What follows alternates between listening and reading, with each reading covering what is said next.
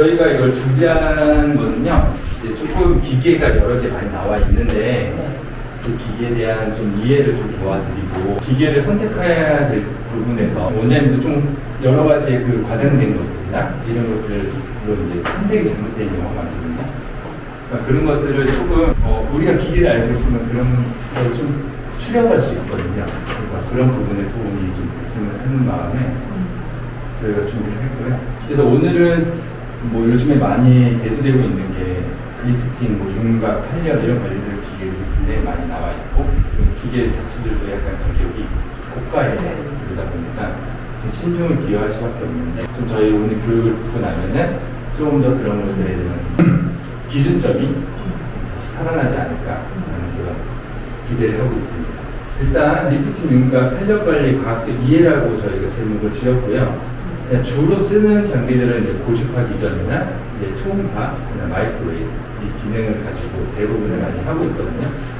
피부과처럼 레이저를 쓸 수 있는 저희가 환경이 아니기 때문에 주로 할 수 있는 그런 영역에서 일단 저희의 이제 목표는 아까 지금 방금 말씀드린 것처럼 다 끝나고 나면 고객한테도 내가 갖고 있는 장비를 설명할 수 있고 그래서 바로 상담석에서 설명을 할 수 있도록 만들 수 있는 그런 교육이 됐으면 좋겠다라는 거고요.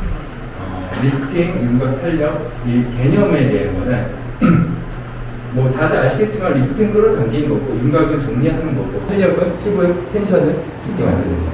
그래서 각자의 하는 역할들이 다 있기 때문에 뭐 지방, 지지구조, 윤곽 정리, 진피 콜라겐 리모델링 이 세 가지 목표를 고객한테 어떻게 설명할 수 있을까라는 내용이고 표적층에 따라 기계를 매칭한다. 그러니까 표적이 될 수 있는 우리의 타겟층이라고 하잖아요. 그거에 따라서 우리가 어떤 기계를 사용해야겠는지, 그 다음에 고주파, 하이프, 뭐 이제 마이크로웨이브 요즘 많이 하고 있는 이거의 기능적인 차이를 따져봐야 내가 그 표적층을 선택할 수 있다.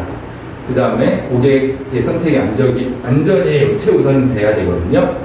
저희는 이제 비침습 장비 위주로 다 하기 때문에 뭐 체중 감량 기기나 뭐 이런 것처럼 그런 거 뭐 침습해서 하는 건 아니고요. 그러다 보니까 시술의 이제 결과는 이 기계에 대한 이해도와 숙련도, 그 다음 정확하게 내가 어떤 층을, 어떤 걸 타겟을 할 것인지에 따라서 좌우될 수 있다. 지금 많이 이제 샵에서 많이 하고 있는 게 리프팅, 윤곽, 탄력을 왜 하고 있냐면 이제 이런 니즈가 많이 변했고요. 예전에는 뭐 이백관이라든가 보습관, 뭐 이 정도 뭐 림프순환이나 이런 쪽으로 많이 했지만 지금 메디컬 스킨케어가 많이 들어오다 보니까 또 나는 조금 더 편한 환경에서 관리받고 싶다는 니즈가 많이 증가가 됐죠. 그래서 샵을 많이 찾게 되고 비침습 장비들의 최대 장점은 다운타임이 없는 거죠. 그러니까 다운타임은 결국에는 내가 어떤 시술을 받고 나서 일상생활을 할 수 없는 약간 그런 회복 기간이 필요하다거나 이런 게 있는데 그런 부분에서 좀 자유롭게 쓸 수 있고 일상생활에 복귀가 좋고요. 그 다음에 장비 고급 확산, 요즘에는 뭐 워낙 기계들이 많이 나오잖아요. 같은 맥락의 기계들도 많이 나오고 있는데 카테고리에서 표적층, 그 다음에 방식 이런 차이가 분명히 있으니 그걸 꼼꼼히 따져봐야 된다. 그 다음 시술자의 판단력이라는 거는 고객이 그냥 난 뭐 리프팅 해주세요 라고 했는데 그거를 제대로 판단이 쓰지 않으면 어떠한 기계를 써야 될지 구분이 안 가죠. 그냥 이것도 다 된대, 저것도 다 된대 라는 그냥 포괄적인 그런 시술에서는 고객의 만족도를 떨어뜨릴 수 있는 거죠. 그래서 많이 경험해야 되고요. 그래서 에너지 기반의 이름보다는 우리가 이 기계가 어떤 역할을 하는지 표적층 이해, 그 다음에 어떠한 에너지를 어떻게 써야 되는지 파라미터, 그 다음에 고객의 선택, 그 다음에 시술자의 숙련도 이런 것들이 결과를 결정합니다. 리프팅, 윤곽, 탄력 개념 차이인데 고객이 대부분 막 그러죠. 나 요즘에 주름살 많이 생기고 얼굴도 처지고 눈꺼풀도 내려오고 이런 일상적인 얘기를 해요. 그랬을 때 어떻게 대응할 것이냐, 리프팅이 필요한 거냐, 탄력이 필요한 거냐, 또 이쪽 심술보랑 이중턱에 대한 부분들, 그래서 윤곽 관리가 필요한 거냐 이런 거를 잘 판단해야 되고요. 리프팅 같은 경우는 말 그대로 끌어올리는 거죠, 시각적으로. 그래서 주 타겟은 스마스층이라고 해서 근육의 근막, 그다음 신부 진피라고 하는 거는 깊은 진피층을 얘기하는 거고요. 그다음 하부 골격, 이제 지지 구조, 그러니까 유지인대나 이런 것들을 당겨줘야 리프팅의 효과를 가져올 수 있다. 그걸 할 수 있는 기계들이 따로 있는 거고요. 그다음 윤곽은 지방, 섬유경락, 하부 지지 구조를 정리해서 라인의 경제의 볼륨을 재조정한다. 그래서 피하 지방을 감소한다거나 섬유경락을 조금 어느 정도 재배를 시킨다거나, 그 다음에 이게 셀룰라이트에 대한 결합 조직을 정리한다거나 하는 거죠. 그래서 얼굴 체형, 국소 정리, 셀룰라이트 개선, 리프팅 완화 이런 목적으로 쓰이는 게 윤곽 관리다. 탄력은 진피, 그러니까 표피 밑에 진피층이 가장 범위를 많이 차지하고 있거든요. 그래서 진피에 있는 콜라겐 엘라스틴 섬유를 리모델링 시키고 피부 자체를 다시 단단하거나 탱탱하게, 매끄럽게, 그 다음 안색 같은 경우도 조금 더 좋아지게 해주는 관리를 하고요. 그래서 진피 콜라겐 엘라스틴, 표피 진피 적합부, 피부결 개선은 물론 주름 완화, 탄력 회복. 근데 가장 많이 하는 게 이 탄력과 리프팅 가장 많을 것 같아요.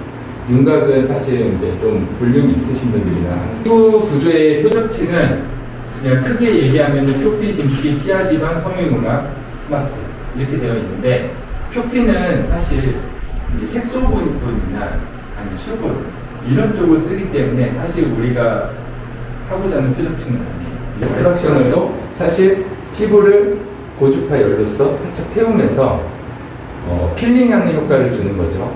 살짝 벗겨주는. 네. 그리고 일부 이제 색소, 수분 보습까지 하는 거고, 그다음 우리가 주탁에서 하는 건 진피, 피하 지방, 섬유경락, 스마스층인데, 진피는 콜라겐 엘라스틴 아까 말씀드린 것처럼 그래서 고주파의 강점이에요. RF의 강점이고, 주로 타이트닝 잔존 모공 이쪽을 우리가 타겟으로 잡는 거고요. 피하 지방층은 이 볼륨을 잡아주는 거잖아요. 그러니까 지방층이 어쨌든 우리가 젊었을 때는 이 근육의 지방층이 잘 붙어 있고 중력을 이겨내서 이렇게 끌고 있는데, 나이가 먹으면서 이 진피층이나 이런 것들이 다 약화되고 지지 구조가 약화되면서 이 지방이 쌓여서 내려와서 뭉쳐버리는 형태거든요. 그래서 이 뭉치는 형태를 좀 어느 정도 볼륨을 잡아서 깔끔하게 정리를 한다라는 내용이고, 스마스는 이 지지 구조에 우리가 타겟으로 열이나 어떠한 상처를 내서 다시 재건시키고 당겨주는, 컨트럭션 시켜주는 역할을 한다. 그걸 할 수 있는 건 하이프랑 MFA라는 게 하이프의 일종이에요. 또 똑같이 하이프로 통칭할게요. 그래서 친습 결과 이제 구조다 이렇게 보면 되고, 그다음 에너지 기반에 작용하는 공통작용이라는 게 있어요. 우리 공통작용은 예전부터 오래전부터 이 노화 관리를 어떻게 관리하면 좋을까라는 걸 많이 고민하죠. 근데 노화 관리에서 가장 중요한 거는 어떻게 내가 피부에 열을 넣어줄 거냐, 이게 가장 핵심이었거든요. 그래서 과거로 내려가다 보면 대부분 레이저를 썼어요. 아니면 그냥 고주파, 우리 문질러주는 고주파는 그냥 벌크히팅이라고 해서 전체적으로 그냥 열을 넣어줄 수 있는데, 그보다는 내가 핵심적인 포인트에만 열을 넣고 싶다, 그래서 레이저를 썼죠. 레이저를 쓰다 보니까 레이저는 빛의 일종이죠. 빛이잖아요. 그래서 적외선을 쏘다 보니까